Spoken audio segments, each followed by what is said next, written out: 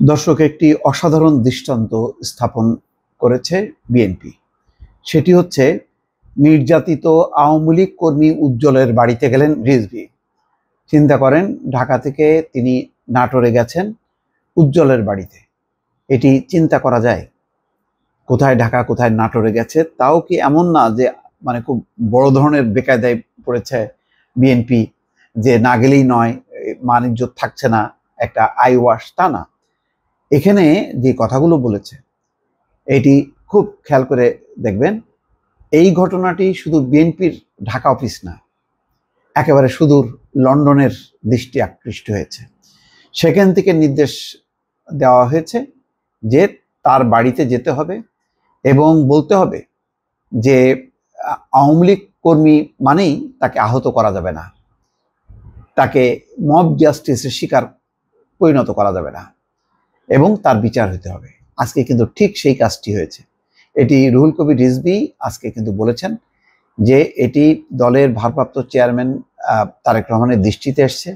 London থেকে নির্দেশ দিয়েছে যে উজ্জ্বলের বাড়িতে যেতে হবে এবং সেখানে প্রশাসনকে বলতে হবে যে যারা এই ঘটনার সঙ্গে জড়িত তাদেরকে আটক করতে হবে, তাদের বিরুদ্ধে আইনগত ব্যবস্থা নিতে হবে।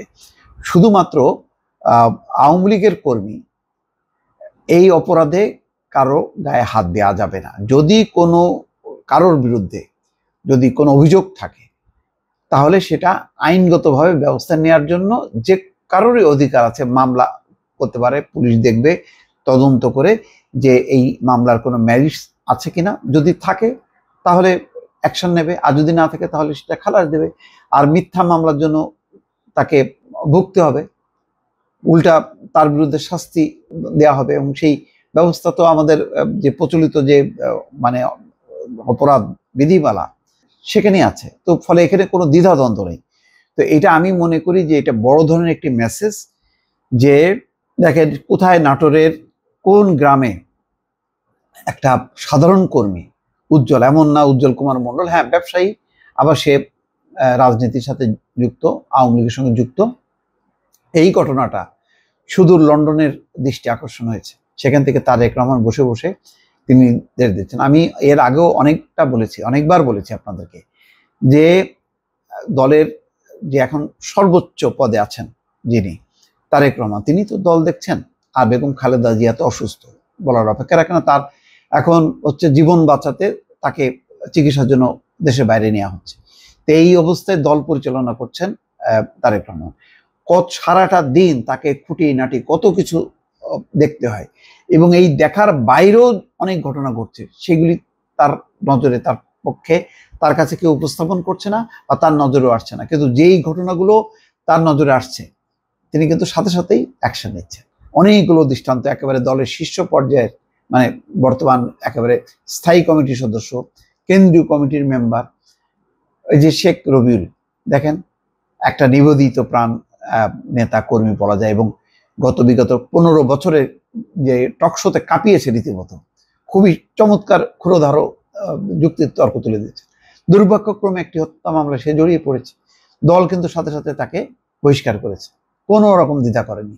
আরো অনেকের, আমি নাম আর বলে বিব্রত করতে চাই না, যে রাঘব বোয়াল, যেই হোক না কেন, দলের যারা মনে করছে যে সাথে সাথে অ্যাকশন নিচ্ছে, তারপরে তদন্ত করা হচ্ছে, তারপর তার উইথড্র করা হচ্ছে। যেমন দেখেন, ওই যে কৃষক দলের নেতা বাবুল, দণ্ড দিয়েছে, আবার ঠিকই তাকে টেনে নিয়েছে।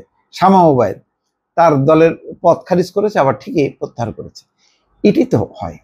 অর্থাৎ আপনাকে শাস্তি দিতে হবে, শাস্তি দিয়ে শিক্ষা দিতে হবে, কিন্তু আবার তাকে সংশোধন করে, এই শাস্তির মধ্য দিয়ে সংশোধন করে আবার দলে নিয়ে আসতে হবে। কারণ প্রত্যেকেরই কিন্তু ইন্ডিভিজুয়ালি গত 15 বছরে যারা দেশে থেকে রাজনীতি করেছেন, এটা কঠিন ব্যাপার।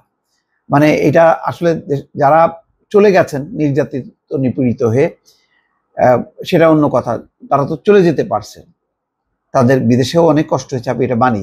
কিন্তু দেশে থেকে এই 15 বছর স্বৈর শাসনকে মোকাবেলা করা, কথা বলা, রাজনীতি করা খুবই টাফ। এটা কতটা শক্তি, সাহস এবং ত্যাগের আকাঙ্ক্ষা না থাকলে এটা করা সম্ভব। এবং দফায় দফায় তারা কিন্তু কারাগারেও গেছে। যাই হোক, আমি কথা না বাড়াই, আমি মনে করি যে এটি অত্যন্ত একটা ভালো দৃষ্টান্ত স্থাপিত হয়েছে।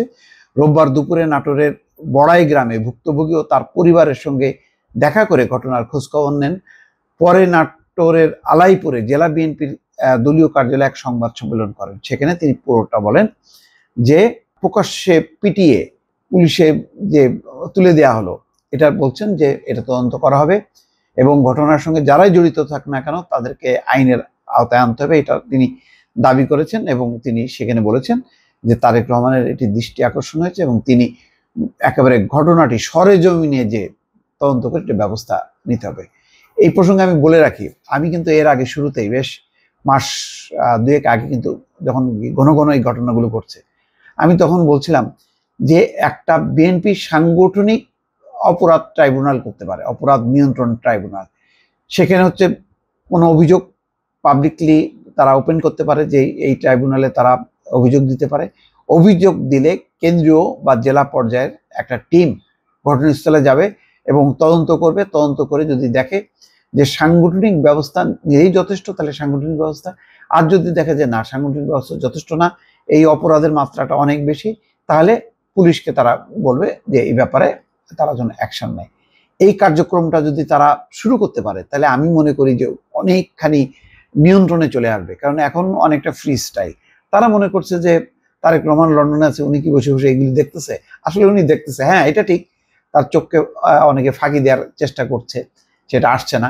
কিন্তু এইভাবে যদি সাংগঠনিক একটা ট্রাইব্যুনাল গঠন করে, তাহলে দলের মধ্যে একটা শৃঙ্খলা আসবে, দলের মধ্যে একটা জবাবদিহিতা তৈরি হবে এবং এই ধরনের ভাবমূর্তি নষ্ট হবার যেই ঘটনাগুলো ঘটছে সেটি কিন্তু চলে যাবে। কারণ এখনো কিন্তু এই শেখ হাসিনার বিরোধী অনেক পক্ষ আছে যারা চায় যে বিএনপি একটু হোক, তার ভাবমূর্তি নষ্ট হোক, ইমেজ নষ্ট হোক, যাতে তারা ভোটের রাজনীতিতে সুবিধা করতে পারে। এখন কিন্তু আভ্যন্তরীণভাবে কিন্তু এরকম নানান রকম ক্রিয়া প্রতিক্রিয়া হচ্ছে। আমার ধারণা যে বিএনপি নেতারা খুব ভালো জানেন এটি। সুতরাং সতর্ক থেকে এই ধরনের ট্রাইব্যুনাল গঠন করে যদি তারা করে, আমি মনে করি যে এটা দলের জন্য আরো ভালো হবে। দর্শক ভালো থাকবেন, আল্লাহ হাফেজ।